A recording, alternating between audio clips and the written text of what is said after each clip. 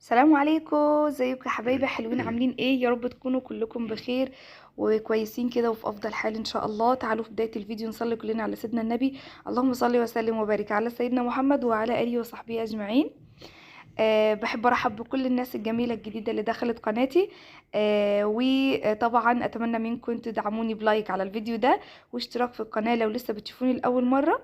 بصوا بقى، النهارده هجايبه لكم طريقه ممتازه جدا جدا جدا لصينيه المسقعه. طريقه تقريبا الشبراوي. المسقعه بتاعت الشبراوي دي هي بالنسبه لي عشق وادمان. بص، انا قبل الفيديو كنت حضرت كل الخضار اللي انا هستخدمه. قطعت البتنجان مكعبات كده زي ما انتم شايفين، وبطاطس كمان مكعبات، وطماطم برضو مقطعاها مكعبات، وشرايح بصل، مش شرايح بصل، بصل برضو مكعبات، وتقريبا 4 فصوص توم، وكمان الفلفل. اول حاجه هبدا بيها، هبتدي ان انا اخد البتنجان بتاعي احطه كده في مصفى، وارش عليه شويه ملح، واسيبه على جنب عشان البتنجان بيبقى فيه نسبه سوائل عاليه، فالملح بيخليه يفقد السوائل دي عشان ما يشربش مي زيت منك في القلي. وهاجي بقى كده في طاسه على النار، هعمل ايه؟ هغسل عشان البطاطس علشان تاخد وقت شويه في القلي، فهبدا بيها. فحطيت البطاطس كده على النار وهسيبها تتقلي او تتحمر معايا تحميره، يعني نص تحميره، مش قوي. الخضار بتاع النهارده كله احنا عايزين نحس بطعمه في الاكل، يبقى باين كده، ما تبقاش الحاجه ايه، مهريه. في نفس الوقت قلت يعني هجهز الصينيه اللي هعمل فيها بقى التتبيله الاساسيه اللي هننزل فيها بالمسقعه او بالخضار بتاعي كله. انا جبت البايركس بتاعي، بس انا ما بنصحش اي حد ان هو يحط البايركس على النار. انا قلت لكم قبل كده، يعني انا واثقه شويه في نوع البايركس بتاعي. ما حدش يسالني نوعه ايه، لان والله العظيم ما اعرف. بس انا استخدمته يعني قبل كده، والحمد لله عارفه اتعامل معاه ازاي على النار. فانت ممكن تستخدمي صينيه عادي جدا. بص، انا هنا حطيت البصله زي ما انتم شايفين كده على النار مع شويه زيت او سمنه زي ما تحبي، بس انا بحط زيت عشان تبقى خفيفه شويه، لان انتوا عارفين المسقعه من الاكلات التقيله شويه على المعده. سبت البصله كده يا دوب اتشمعت، مش عايزاها برضو تدبل قوي، لان انا عايزه احس بطعمها كده في الاكل. وحطيت فصوص الثوم اللي انا وريتها لكم قبل كده دي، فرمتها وحطيتها مع البصله. اول ما تشمي ريحه التومه كده طلعت، يعني ما تبقاش متحمره قوي، لان احنا مش هنسبكها بقى، يعني مش هنعملها تقليه زي بتاعه الملوخيه كده، لا. بس تشم ريحه التومه، قمت نازله بشرايح الطماطم او بالطماطم بتاعتي اللي انا مقطعاها مكعبات. جربوا الطريقه دي، اقسم بالله هتعجبكم جدا جدا جدا. وبرده ما تنسوش تدعموني بلايك على الفيديو ده، ودعم منك للقناه بتاعتي باشتراكك فيها. الناس اللي بتشوفني عن طريق الفيسبوك، اسم قناتي على اليوتيوب اسمها نسمة شانل.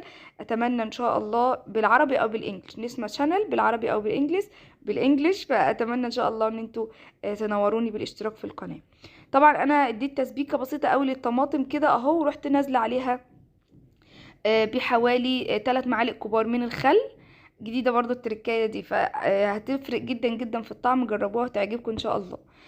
تمام. وسبتها بقى على النار، على نار هاديه، يعني وطيت عليها خالص، وسبتها بقى يعني تاخد وتدي كده مع نفسها ومع بعض، وتاخد من الطعم. وفي نفس الوقت انا مش سايبه البطاطس، وقلبتها من وقت للتاني وشلتها خلاص من الزيت زي ما انتم شفتوا باللون اللي انا طلعتها بيه. هنا بقى كان خلاص البتنجان نزل ميته وخلاص تمام، وحطيته هو كمان ياخد تحميره حلوه قوي قوي كده في الزيت بتاعي. وادي التسبيكه بتاعتي. برضو انا ما خليتهاش تتهري قوي، زي ما انتم شايفين الطماطم لسه صحيحه اهي، بس طريه كده. ونزلت شويه كمان من الميه بتاعتها، ضفت لها بس حوالي ربع كوبايه صغيره من الميه السخنه او البارده زي ما انت عايزه، بس عشان انا بشتغل في بايركس ما ينفعش انزل بحاجه ساقعه على حاجه سخنه، يعني هو سخن ما ينفعش احط ميه ساقعه. فعشان كده حطيت ميه من الكاتل. هبتدي بقى ان انا ابهر التتبيله دي او الخلطه دي. حطيت ملح وفلفل اسود وكمون، ما بتاخدش اكتر من كده. هي المسقعه كده على اصولها، يعني بقى بتاعت الايه، على اصولها، فاهميني؟ وسبتها برضو تكمل مع نفسها كده، تاخد من طعم الملح وطعم اللهم صل على النبي، البهارات اللي احنا حطيناها. التركه بقى دي اختياريه، بس هي بتفرق جدا جدا بصراحه في الطعم، خصوصا لو عملت المسقعه دي سندوتشات. شويه حمص الشام دول، انا بسلق حمص الشام وبحطه عندي في الفريزر. مثلا لو عملت كشري يبقى جاهز، لان حمص الشام من الحاجات اللي بتاخد وقت عشان تتسلق وتتنقع ومش عارف ايه. فانا بجيبه وبنقعه وبحطه في الفريزر في اكياس، ووقت ما احب استخدمه بطلع الكيس على قد الاكله اللي انا محتاجاه فيها. فهنا حطيت شويه حمص شام، طبعا هم مسلوقين ويعني مستويين، حطيتهم مع الصلصه. وخلاص كان البتنجان بتاعي اتحمر وبقى تمام وزي الفل. وهحط بس الفلفل يا دوب يتشمع تك وهشيله على طول في ثواني. قطعي الفلفل بالطريقه اللي تريحك. انا كنت حابه ان هو يبقى كبير شويه كده في الاكل زي ما انتم شايفين كده. خلاص التسبيكه بتاعتي تعتبر جاهزه. حطيت بقى البصل ايه، حطيت البتنجان مع الفلفل وقلبت كل ده مع بعضه كده تقليبه زي ما انتم شايفين. وبرده هو على نار هاديه زي ما انتم شايفين. انا نقلته على العين الصغيره خالص، اصغر عين على البوتاجاز. خلاص كده بقى الفلفل بتاعي تمام اهو. طبعا انا كده كمان سبته، يعني انا كده كمان يعتبر سبته، بس انتي لما تحطيه وهو صحيح كده وفريش بيبقى طعمه جميل قوي قوي في الاكله. وكمان لو عندك فلفل الوان يا سلام، بيبقى روعه روعه. بس انا ما عنديش بقى، فاستخدمت اللي موجود في البيت اهو. حطيت كمان الفلفل وهقلب بقى تقليبه. بصوا الالوان خطيره يا جماعه، والشكل ما شاء الله، والطعم كان حلو قوي قوي قوي. تمام بس كده قلبتها تقليبه اهي، وهسيبها بقى كده مع نفسها برضو على النار مفيش دقيقتين اهو. بصوا هي بتغلي اهي، بس انا مسرعه الفيديو شويه فباين لكم ان هي بتغلي جامد اهي. جبتها لكم برضو معايا في الفيديو هنا، ما سبتهاش على عين التانية. بصوا بقى جاهز معاكم وصفه كمان تحفه. انا ولادي من النوع اللي ما بيحبوش البطاطس اصلا غير محمره، فانا عملتها لهم النهارده بطريقه جميله جدا. جربيها هتعجبك قوي قوي قوي قوي قوي. هاتي كده بطاطس حجم متوسط العدد اللي تحبيه، وحطيت لها ميه وسلقتها وسبتها تتسلق على النار. بس انا مش هسيبها تتسلق كتير، انا سبتها تقريبا 10 دقايق 7 دقايق مش اكتر من كده، لان انا عايزه البطاطس فيها جرشه كده. ليه؟ هتشوفوا دلوقتي. زي ما انتم شايفين كده انا عملتها بالشوكه قدامكم عشان تعرفوا نسبه التسويه المطلوبه او اللي انا عايزاها. جيبي بقى المبشره بتاعتك، وقمت بشره البطاطس. طبعا البطاطس بعد ما قشرتها بشرت البطاطس بتاعتي بالمبشره، علشان اللي هي بتنزل بشر دي، فاهميني؟ انا هنا ليه بغير البطاطسايه كل ما اوصل لقلب بطاطسايه؟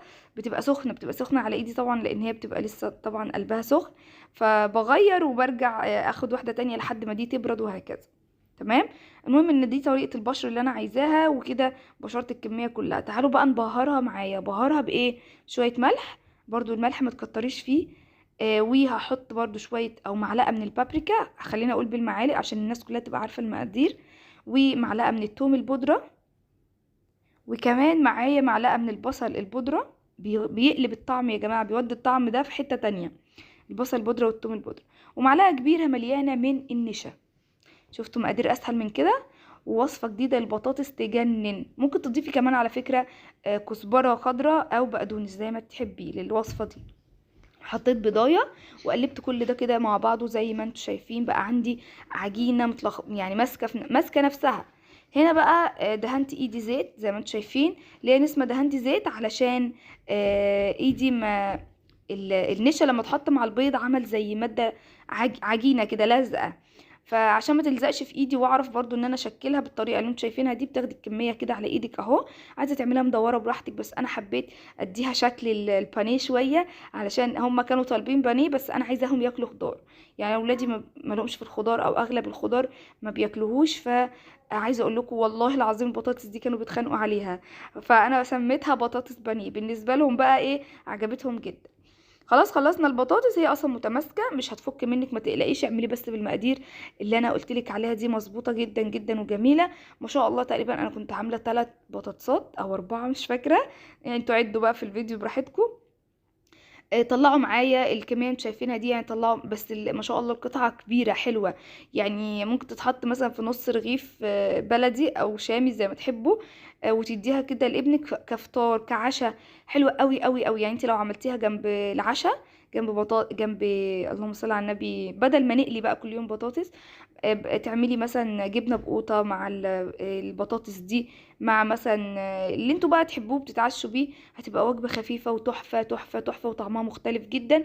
بصوا شكلها بقى عامل ازاي. عايزه اقول لكم ان هي مقرمشه من على الوش من بره. بصوا انا عايزه افتح لكم واحده بس انا سخنه على ايدي. بصوا شكلها جميل جميل، ومستويه بقى من جوه. البطاطس اللي احنا طلعناها نص سوا دي كانت خلاص استوت من قلبها يعني خلاص.